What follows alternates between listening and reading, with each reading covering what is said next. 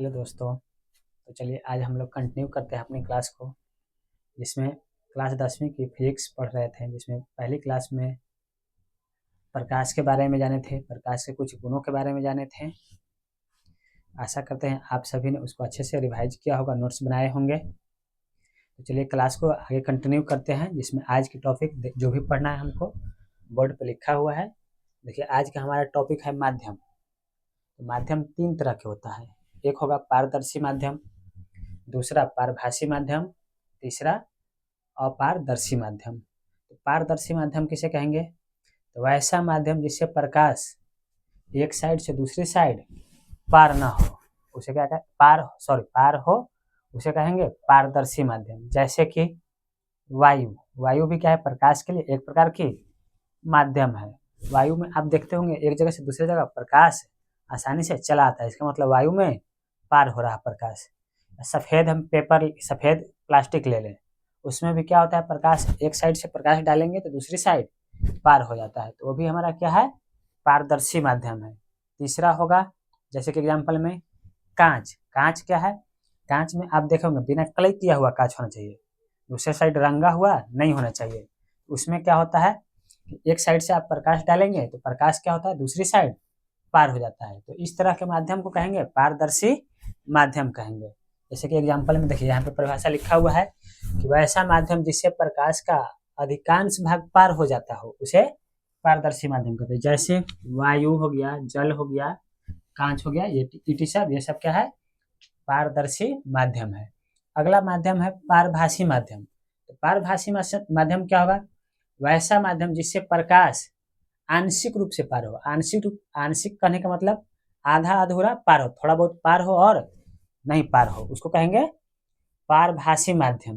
जैसे पेपर पे तेल लगा करके आप लोग रखिए और उसमें देखिए प्रकाश को पार कीजिए, धुंधला धुंधला पार होगा, थोड़ा बहुत प्रकाश क्या होगा? पार होगा, तो उसको कहेंगे पारभासी माध्यम। और हो गया दूषित जल हो गया, जैसे जल को दूषित कर दिए, उसमें कुछ किसी चीज को घोल दिए, उसमें भी अगर हम प्रकाश को पार करेंगे तो प्रकाश क्या होगा? आंशिक रूप से पार होगा। अगला एग्जाम्पल हम देखते हैं, घिसा हुआ कांच। अगर कांच सही है, प्लेन चिकना है, तो उससे तो प्रकाश पूरी तरह से पार होगा, लेकिन उसी कांच को क्या करना है? लगड़ देना है दीवार पे या फर्श पे, कहीं पे भी क्या कीजिए? रगड़ दीजिए। रगड़ने के बाद उससे अब प्रकाश पार करके देखिए। जब उससे प्रकाश को पार करेंगे तो प्रकाश जो होगा आंशिक रूप से पार होगा, आधा अधूरा पार होगा। देखिए परिभाषा यहाँ पे बोर्ड पे लिखा हुआ है, वैसा माध्यम जिससे प्रकाश का आंशिक भाग यानी आधा अधूरा थोड़ा बहुत पार हो और नहीं पार हो, उसे क्या कहेंगे? पारभासी माध्यम कहेंगे। जैसे दूषित जल हो गया, घिसा हुआ कांच हो गया, तेल लगा हुआ कागज हो गया। अगला एग्जाम्पल है एक्सरे प्लेट। आप लोगों ने देखा होगा, जैसे कि किसी बच्चे ने खेलते कूदते वक्त अपना हाथ तोड़ लिया, किसी का पैर टूट गया हो, जैसे कि मेरा भी हाथ टूटा है, तो ऐसा होता है खेलने में, बहुत सारे बच्चों के साथ ऐसा हो जाता है। तो आपका एक्सरा किया गया होगा उस समय, जब डॉक्टर के पास गए होंगे तो क्या होगा?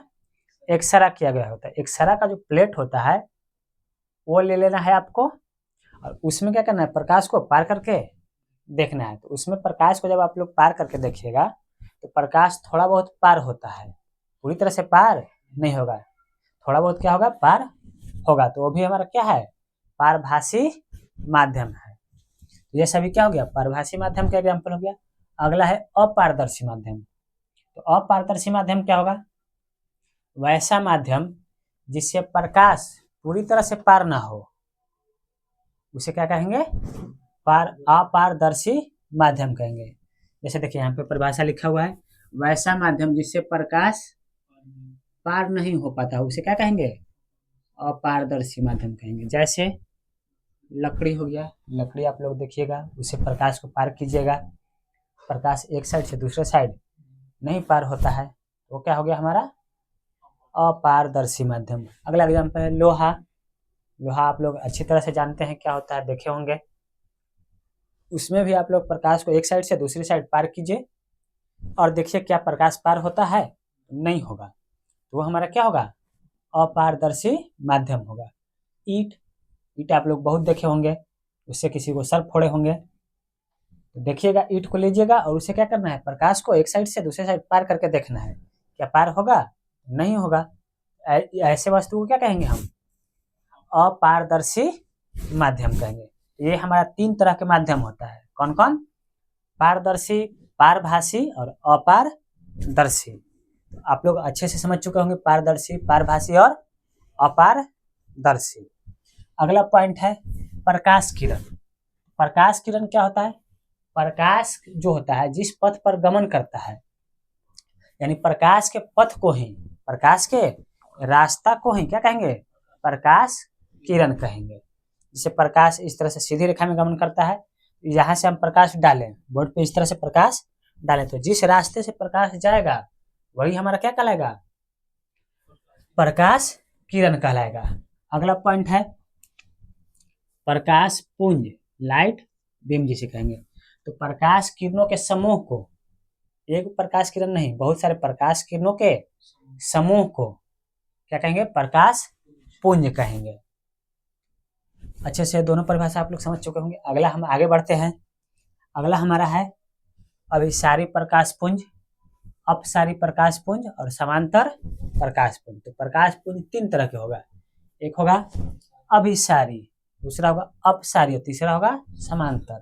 तो ये दोनों नाम आप लोग अच्छे से याद रखिएगा, बहुत यूज होगा इसका। क्या है, आगे इस चैप्टर में पूरा दर्पण में यूज होगा, पूरा लेंस में यूज होगा, तो इसको याद रखना है, ध्यान से इस चीज को समझना है कि अभिसारी क्या होता है, अपसारी क्या होता है। समांतर तो आप लोग समझ चुके होंगे क्या होता है, क्योंकि मैथ में बहुत बार आप लोग समांतर रेखा पढ़ चुके होंगे। समझना किसको है, अभिसारी और अपसारी।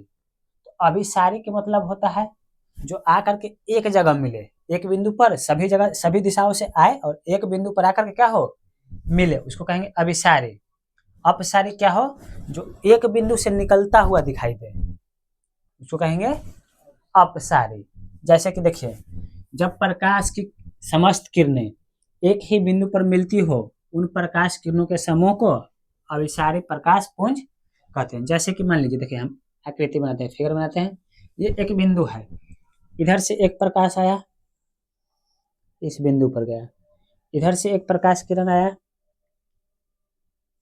सेम इसी बिंदु पर गया, इधर से प्रकाश आया, एक बिंदु पर गया, इधर से प्रकाश आया, सेम बिंदु पर गया, इधर से प्रकाश आया, सेम बिंदु पे गया। तो इस तरह से किधर से भी प्रकाश आए, आकर के कहाँ एकत्रित हो, किसी एक बिंदु पर एकत्रित हो, तो इसको क्या कहेंगे, अभिसारी। तो अभिसारी में क्या होगा, प्रकाश, जब प्रकाश की समस्त किरणें एक बिंदु पर क्या हो, आकर के मिले, जमा हो, उसे क्या कहेंगे, अभिसारी प्रकाश पुंज कहेंगे। तो इसको ध्यान से समझना है इस चीज को, आगे पूरा चैप्टर में इसका यूज होने वाला है।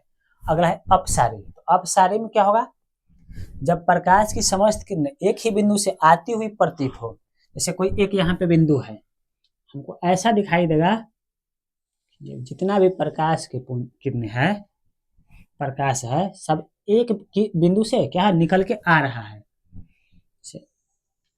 ये निकल रहा है, तो ये भी क्या लगेगा, ऐसा लगेगा कि यही एक ही बिंदु से निकल रहा है, ये भी क्या होगा, इसी बिंदु से निकलता हुआ प्रतीत होगा, निकलता हुआ दिखाई देगा। इधर से भी क्या होगा, एक ही बिंदु से निकलता हुआ दिखाई देगा, इधर क्या होगा, एक ही बिंदु से निकलता हुआ दिखाई देगा। देखिए दोनों में फर्क है।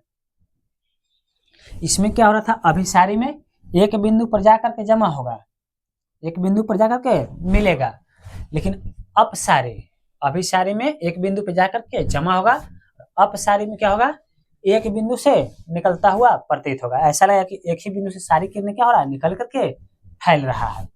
दोनों में अंतर समझ चुके होंगे और अच्छे से आप लोग इस दोनों को नाम याद रखना है, क्योंकि दर्पण में भी यूज होगा और लेंस में भी यूज होगा। सीधा सीधा क्वेश्चन इसी बार का बोर्ड एग्जाम में पूछा गया है कि उत्तल लेंस को अभिसारी लेंस या अपसारी लेंस को कुछ पूछा गया है एग्जाम में, कि अभिसारी लेंस को किस, अभिसारी को लेंस को किस नाम से जाना जाता है, किस लेंस को जाना जाता है, इस तरह से करके क्वेश्चन पूछा गया है।